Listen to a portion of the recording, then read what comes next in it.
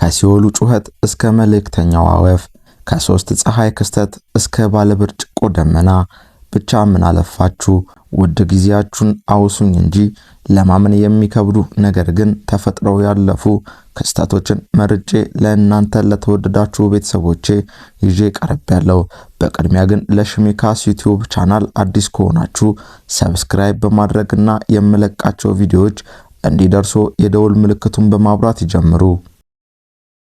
በምሽት ከፍሎሪዳ ብዙም ሳይርቅ በሚገኝ ባህር ላይ ፓትሮል በማድረግ ላይ የነበረ አንድ ፖሊስ በስራ ቆይታው አጋጥሞት የማያውቅ እንግዳ ብርሃን ከውሃው በታች ይመለከታል።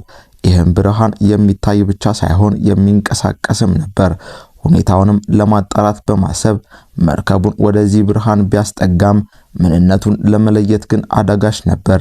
ምናልባት ጠላቂ መርከብ ከሆነ በሚል ነገሩን ለበላይ አካላት ሪፖርት ያደርጋል። ታዲያ ከዲፓርትመንቱ ጋር በነበረ የስልክ ልውውጥ ምንም አይነት ጠላቂ መርከብ ወደዚያ አካባቢ ደርሶ እንደማያውቅም ይታወቃል። ታዲያ ጠላቂ መርከብ ካልነበረ ምን ነበረ? ይህ መልስ ያጣ ጥያቄ በመሆን እስካሁን ቆይቷል። በኮንጊንኮ ውስጥ ይኖር የነበረ ይህ ገበሬ በሆነ ቀን ጠዋት ላይ የተመለከተው ነገር አፍስዞ የሚያስቀርና ህልም ይሆን የሚያስብል ነበር። በተለመደው ሰማይ ላይ ያልተለመደና እንግዳ በሆነ መልኩ ሶስት ፀሐዮች እያበሩ ይመለከታል።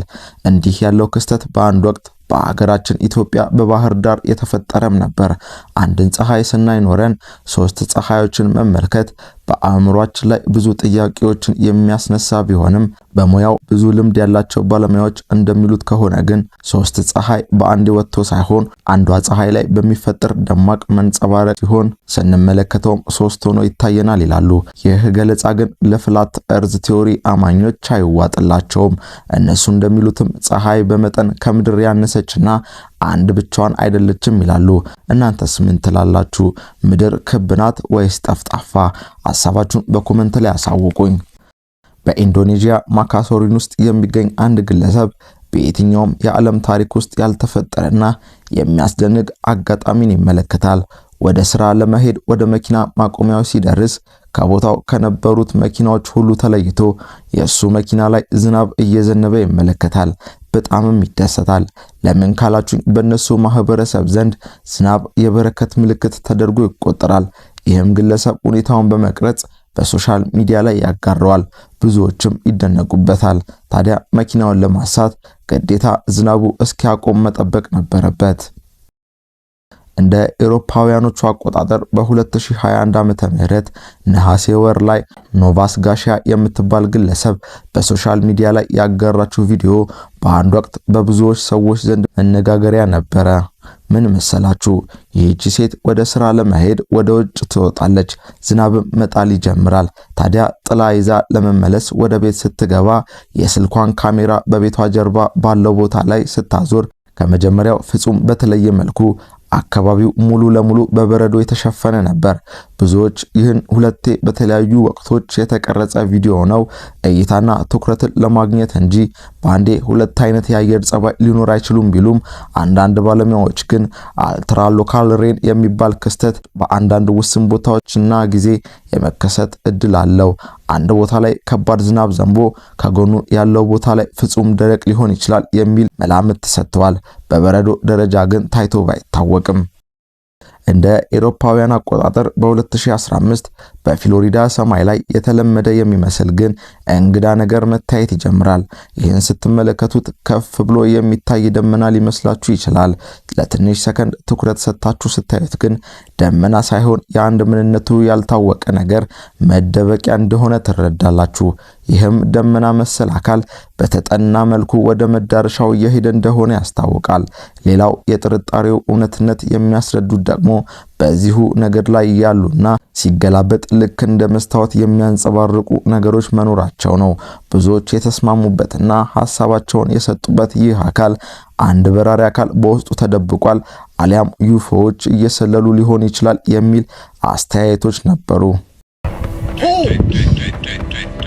በቡድን ሆነው ምሳ ለመብላት የተገናኙት ጓደኛሞች ትኩረታቸውን የወሰደ አንድ ወፍ በመኪናቸው ላይ ይቀመጣል።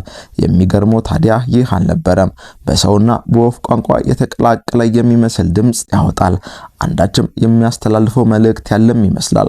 ሁኔታውን በመቅረጽ በማህበራዊ ገጽ ላይ ያሰራጫሉ። አብዛኛውም ሰው መልእክት ያለው ወፍ እንደሆነ የተናገሩ ሲሆን የሚገርመው ደግሞ በዚያን ቀን ምሽት ላይ በተደራጁ ሌቦች ይዘረፉና ይመለሳሉ። ይህ ግጥምጥሞች ታዲያ አጋጣሚ ነው ትላላችሁ ወይስ ወፏ መልእክተኛ ነበረች?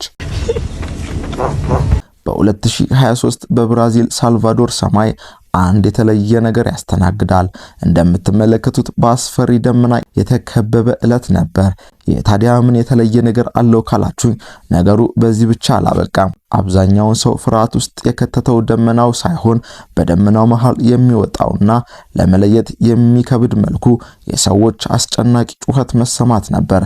በሁኔታው የተደናገጡት የአካባቢው ነዋሪዎችም ይህ ፈጣሪ ለማስተማሪያነት ያሰማው የሲኦል ድምጽ ነው ብለው አምነውም ነበር። ከቀናትም በኋላ በኒው ጀርሲ ውስጥ በሚገኝ ታዋቂ የሬዲዮ ጣቢያ FM 106.7 በድንገት አስፈሪና የሲቃ ድምጾች እንዲሁም የማይታወቁ ንግግሮችን ማስተላለፍ ይጀምራል።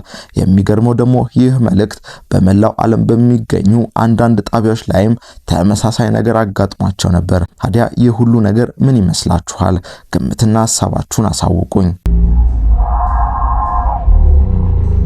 ይህን ሰማይ ስትመለከቱ በሁለት የተለያዩ ቦታዎች አሊያም በተለያየ ጊዜ የተቀረጸ ምስል ይመስላል።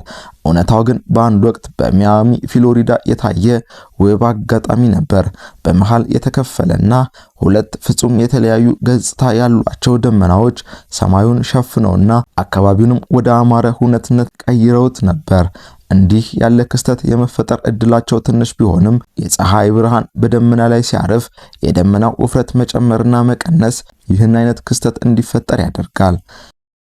እንደ አውሮፓውያን አቆጣጠር በ2025 ላይ በካሊፎርኒያ ሳንዲያጎ ማለዳ በቦታው የደረሱ በተለያዩ የዜና አውታር ሪፖርተሮች ተጨናንቋል። አካባቢውም የጦርነት አውድማ መስሏል። ቤቶች ፈርሰዋል፣ መኪናዎች ተቃጥለዋል፣ አስፓልት መንገዱም እንደዛው። ነገሩ ታዲያ ምን መሰላችሁ? በምሽት ላይ አንድ ከባድ ፍንዳታ በቦታው ይሰማል። አካባቢውም በእሳት ይያያዛል። በሁኔታው የተደናገጡት የአካባቢው ነዋሪዎችም ወደ 911 ይደውላሉ። ፖሊስም የእሳት አደጋ ሰራተኞችን በማስቀደም በቦታው ይደርሳል። በአካባቢው ምንም አይነት ሰው እንዳይጠጋም ይከለከላል። የበለጠ ጥያቄ የፈጠረው ደግሞ በምስሉ ላይ እንደምትመለከቱት የቤቱ የላይኛው ክፍል ጣሪያ ተመቶ ፈርሷል። ከዚያም ነጥሮ በአካባቢው ላይ ያሉ ነገሮችን በማቃጠል በኋላም አስፋልቱ ላይ ያርፋል። ያ ማለት አንዳች ነገር ከላይ ወደ ምድር ወድቋል ማለት ነው። ክስተቱን ይበልጥ ትኩረት የሳበው ደግሞ ጉዳዩ በሚስጥር መያዙና ምንም አይነት ማብራሪያ አለመሰጠቱም ነበር። አብዛኛው ሰው ግን በቦታው አንድ በራሪ አካል እንደወደቀ እርግጠኛ ነው። ምናልባትም ኤሊያኖች። እንደ አውሮፓውያኖቹ አቆጣጠር የካቲት 2 2025 ዓ.ም አንዲት ሴት ያልተለመደ ነገር በካሜራዋ ትይዛለች። እንደ እሳት የሚያበራና ግለት የሚታይበት አካል፣ ምናልባትም ፀሐይ ትሆናለች ካላችሁ ሰዓቱ ፀሐይ ጠልቃና ከምሽቱ 1 ሰዓት ገደማ ነው። በሰማዩ ላይም ጨረቃ ትታያለች።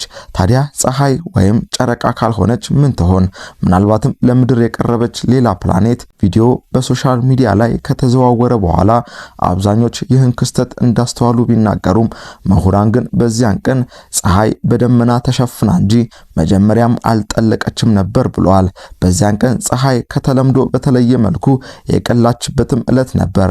ይህም አንዳንዴ ይፈጠራል። ነገር ግን ፀሐይ ጠልቃ እንዲህ ተልቆ ለምድር የሚታይ ፕላኔት ሊኖር አይችልም ተብሏል። እናንተስ ከየትኞቹ ጋር ተስማማላችሁ?